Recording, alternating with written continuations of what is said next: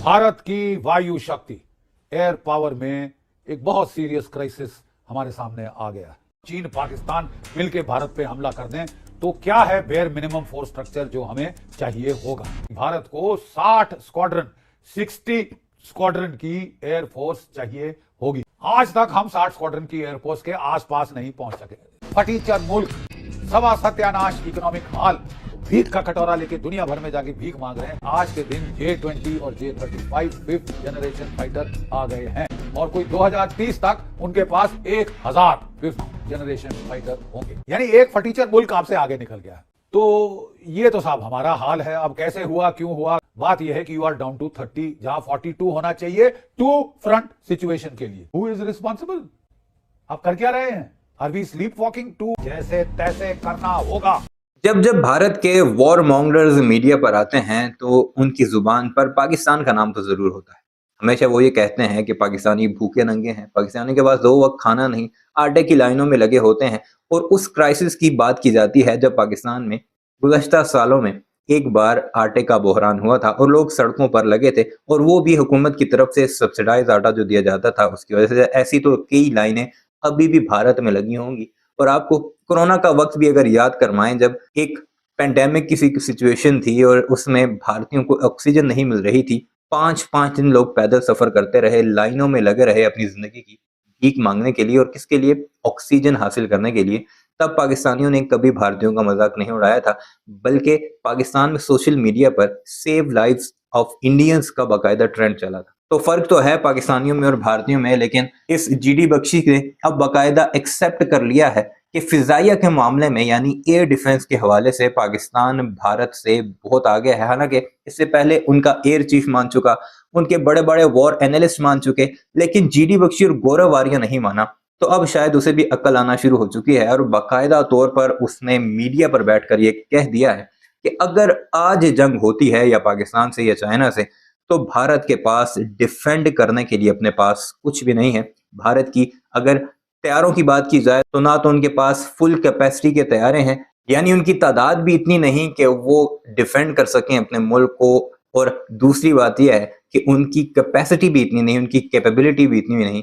यानी उनके पास जो इस वक्त सबसे अहम तैयारा है जो रफाइल है, वो तो पाकिस्तान के F-16 के बराबर है। उससे बेशक थोड़ा जनरेशन में अप होगा, लेकिन पाकिस्तान अब जो J-35 या कान तैयारे खरीद रहा है चाइना और तुर्की से, वो किसी भी तौर पर ना सिर्फ राफेल से बहुत आगे हैं, बल्कि वो तो स्टेल्थ टेक्नोलॉजी के तैयार हैं। और जीडी बख्शी ये खुद इस बात का एतराफ़ कर रहा है कि चाइना और पाकिस्तान मिलकर टेक्नोलॉजी के लिहाज से बहुत आगे जा चुके हैं। जिसे हम भूखा नंगा कहते थे, उन्होंने अपनी हिफाजत के लिए सामान कर दिया है। जबकि हम जो दुनिया की सबसे बड़ी और उभरती हुई इकोनॉमी के दावे करते थे, हमारे पास अपने तो तैयारे छोड़िए, दूसरे ममालिक भी हमें तैयारे देने को तैयार नहीं। क्या कुछ चल रहा है जीडी बख्शी की जुबानी आपको इस वीडियो में डिटेल से बताता है।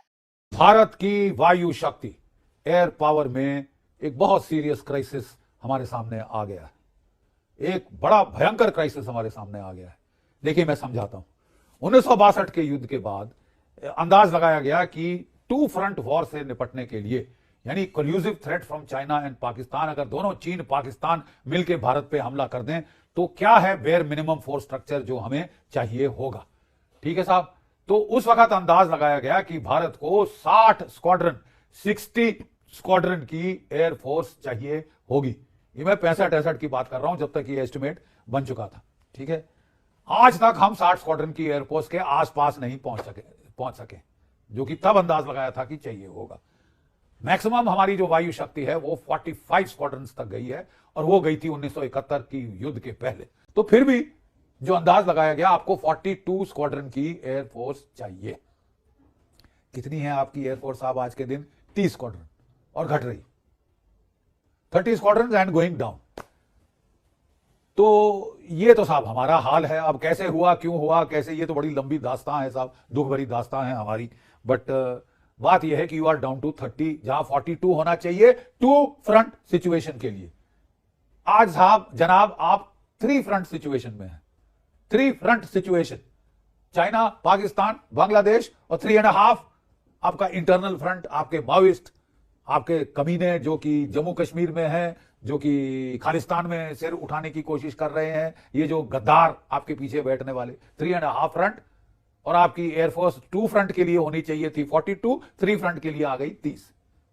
Who is responsible? आप कर क्या रहे हैं?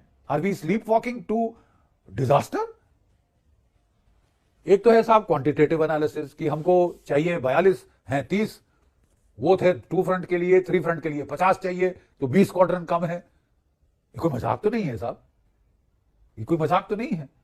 और कई हमारी जो पहले की कांग्रेस सरकारें हैं जिन्होंने पॉलिटिक्स किया, एक्विजिशन के पास पैसे खसोटने का, कमाने का जरिया बनाया, आज उनकी देन है कि हमारा ये हाल हो गया है। बट साहब अब something has to be done about it. अब तो क्राइसिस आ गया आपके सर पे। मैंने बताया क्वांटिटी की प्रॉब्लम है, अब देखिए क्वालिटी साहब। चाइना की एयरफोर्स में आज के दिन J-20 और J-35 5th जनरेशन फाइटर आ गए हैं। 300 हैं 5th जनरेशन फाइटर चाइना के पास, और कोई 2030 तक उनके पास 1000 5th जनरेशन फाइटर होंगे। उनकी पूरी 4.5 जो है जनरेशन की एयरफोर्स हो गई है, और 5th जनरेशन मैंने बताया 300 हो गए हैं। 6th जनरेशन फाइटर चाइना ने बना के दिखा दिया, अमेरिका भी चौंक गया।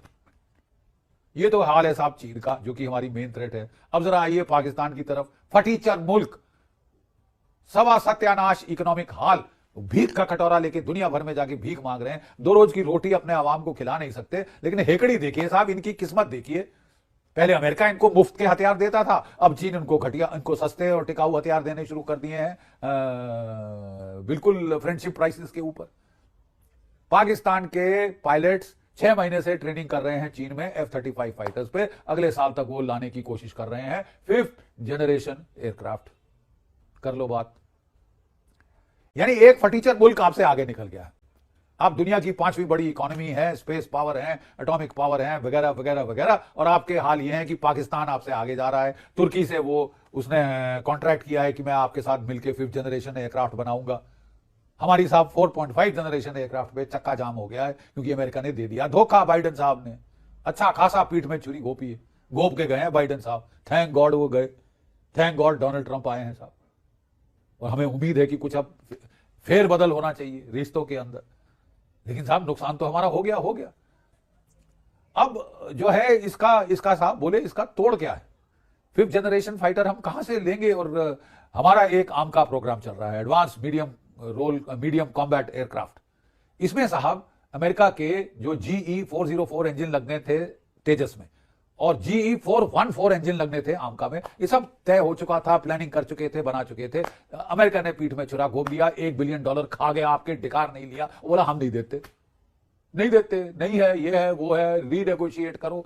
मैं ऐसी छुरी घोपी है पीठ में साहब की जिंदगी भर याद रहेगी। वीडियो अपने मुलाहिजे की कमेंट सेक्शन में इस बारे में अपनी राय का इज़हार जरूर कीजिएगा। चैनल को सब्सक्राइब नहीं किया तो जाते जाते इसे भी जरूर